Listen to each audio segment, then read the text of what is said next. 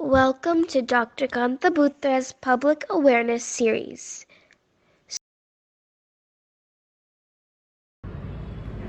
सूरत के veteran industrialist और हमारे फैमिली फ्रेंड मिस्टर दिलीप भाई धमड़वाला, इनकी बहुत ही दिली इच्छा है कि एंजाइटी, ओवर थिंकिंग और डिप्रेशन के ऊपर एक वीडियो बनना ज़रूरी है और मैंने उसमें हेडेक ऐड कर दिया। रिसेंटली पद्मश्री भाभी का निधन हो गया था। शायद दिलीप भाई भी इस सिचुएशन से गए होंगे, पर दिलीप भाई ने उसमें से इतने मजबूती से खुद को बाहर निकाला है और उन लोगों ने अपने को ज़िंदगी कैसे जीने की वो सिखाया है, वो मैं आपको लास्ट में बताऊंगी। वैसे देखें तो आजकल टेंशन तो हर एक को रहता है। मेरे को बताइए, कौन बिना स्ट्रेस का रह सकता है?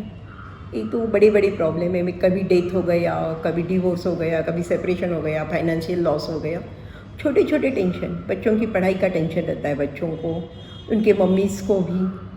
अरे किट्टी पार्टी में जाना है, कौन सा ड्रेस पहनूँ, कैसे तैयार हूँ, क्या नया करूँ, इवन घर में खाना क्या बनाए, वो भी रोज़ टेंशन रहता है। तो स्ट्रेस, टेंशन ये तो रहने वाला ही है, पर उसको अपने पे छावी नहीं होने देना चाहिए।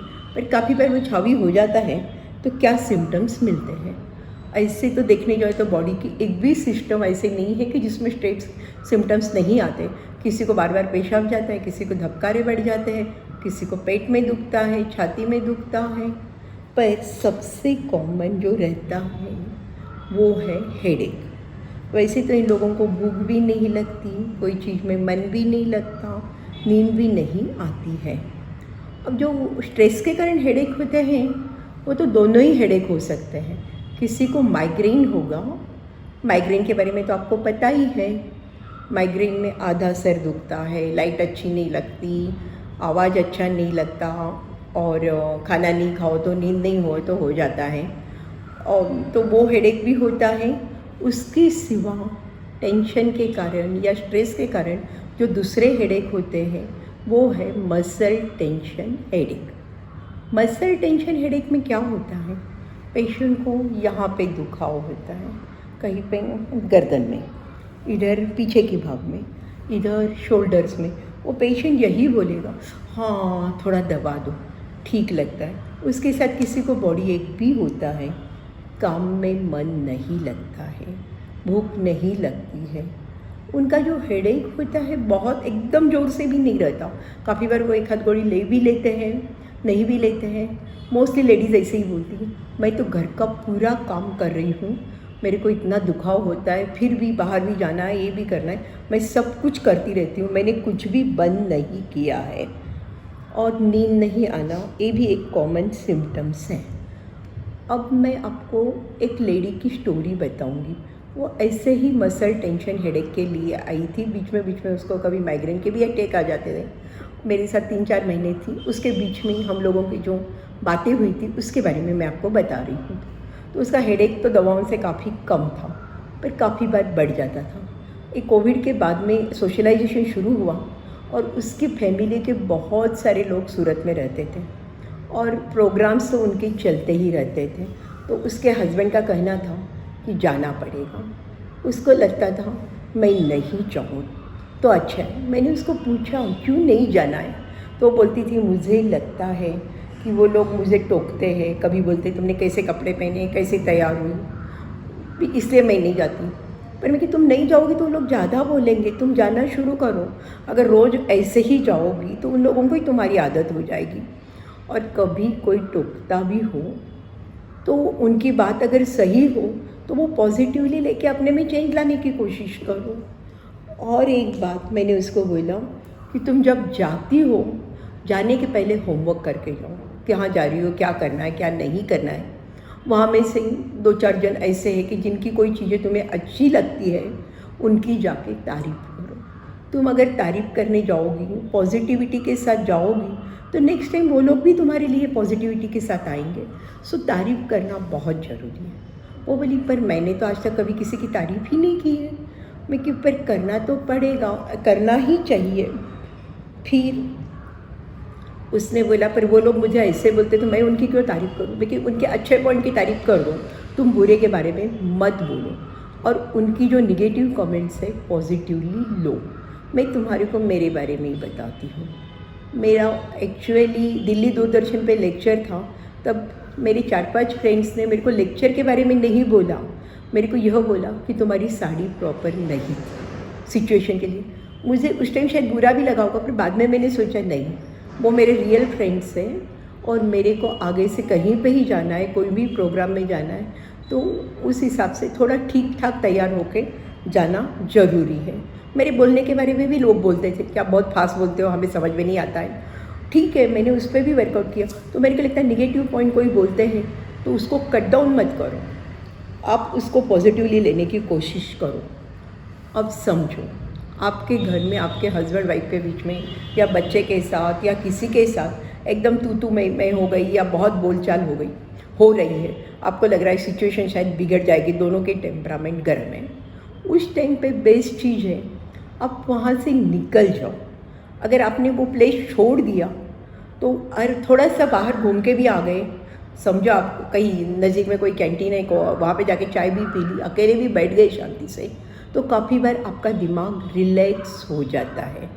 इसलिए मुझे लग रहा है कि जब झगड़ा हो रहा है या आप बहुत ज़्यादा टेंशन में हो, वो जगह आप छोड़ के दूसरी जगह चले जाओ, उससे ही रिलैक्स हो जाओगे।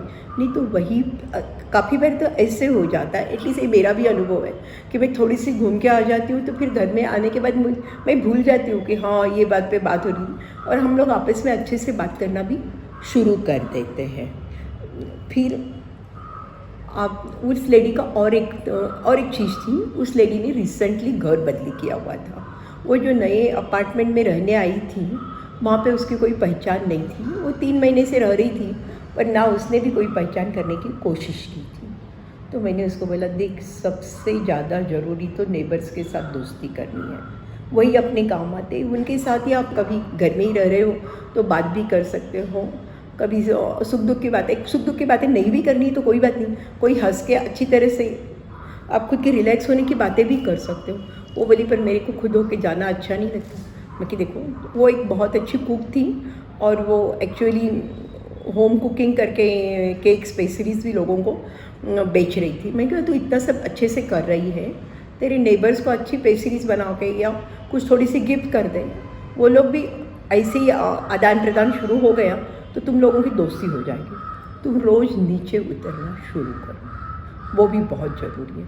उसको समझाया कि डेली तू शाम को वॉक कर, नीचे उतर, सब 4 लोगों से बातचीत भी होगी और तुम्हारा चलना भी हो जाएगा। सुबह में हो सके तो योगाज कर, मेडिटेशन कर, अगर घर में कोई तेरे को कर सकता है तो सिर पे मसाज करा ले तो उससे भी अच्छा लगेगा, और पॉसिबल हो तो बॉडी मसाज के लिए किसी को बुला लो तो उससे भी तुम्हारे को ठीक लगेगा, क्योंकि बॉडी रिलैक्स करना बहुत ज़रूरी है। आप टेंस रहते हो, उसके साथ सब बॉडी भी टेंस हो जाती, सब स्नायु दुखने लग जाते हैं। कोई मसाज से, गर्म पानी के अच्छे से बात ले लो, अगर आप स्विमिंग कर रहे हो तो वो कर लो, कसरत कर लो। जितना ज़्यादा टेंशन हो उतना ज़्यादा आप जोर से कसरत करो। कसरत में जो हार्मोन्स बाहर निकलते हैं ना, एंडोर्फिन, वो आपका पेन निकाल देते हैं और वो आपको फ़ायदा दे देते हैं। सो कसरत बहुत ही ज़रूरी है। उससे ही नहीं हुआ तो कहीं पे बायो फीडबैक हो तो वो आप कर सकते हो, मीन्स आप खुद को समझा के एक बाहर निकल सकते हो। ठीक है, तो अब इसके बाद में मैं आपको, मेरे को दिलीप भाई ने जो उनकी लाइफ शैली वो अपनाई है या जो वो अभी कर रहे हैं उसके बारे में बताती हूँ। मैं सोचती हूँ दिलीप भाई ने 6 पॉइंट फार्मूला अपने ज़िंदगी में अपनाया है। चलो देखते हैं वो 6 पॉइंट्स क्या हैं और उसको हम सब लोग गुरु मंत्र बोल के ले लेते। पहला पॉइंट, सुबह 6 बजे उठने का। उठने के बाद में अच्छे से कसरत करने की, उसके बाद तैयार होके हेल्दी ब्रेकफास्ट खाना, जो भी खाना है हेल्दी खाना है, उसके साथ पानी भी भरपूर पीना है, फ्रूट्स भी ले लेने हैं। चौथा पॉइंट, काम, अपने इंडस्ट्री का और बाकी जो भी बिजनेस है उसके सब काम में वो फुल इंटरेस्ट लेके वापस उन्होंने पूरा काम करना शुरू कर दिया है। उनकी वाइफ के देहांत के पहले 2 साल उन्होंने पूरा टाइम उनकी वाइफ को दिया था, पर अब फुल फ्लेज वापस बिजनेस में आ गए हैं। 5वां पॉइंट, सोशलाइजेशन। उनके सब रिलेटिव्स के यहाँ या संबंधी के यहाँ जो भी प्रोग्राम है, सब प्रोग्राम में वो जाते हैं।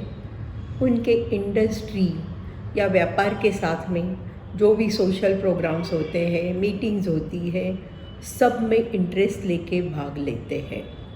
उनके सोशल कमिटमेंट्स है, संस्था है, उसमें भी इंटरेस्ट लेते हैं, जाते हैं।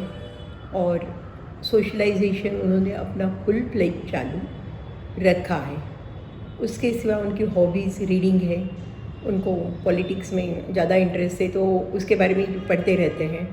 उसके सिवा उनको अपनी इंडस्ट्री में ज़्यादा प्यार है, तो इंडस्ट्री के साथ रिलेटेड भी मैगज़ीन्स एंड सब कुछ पढ़ने की कोशिश करते हैं।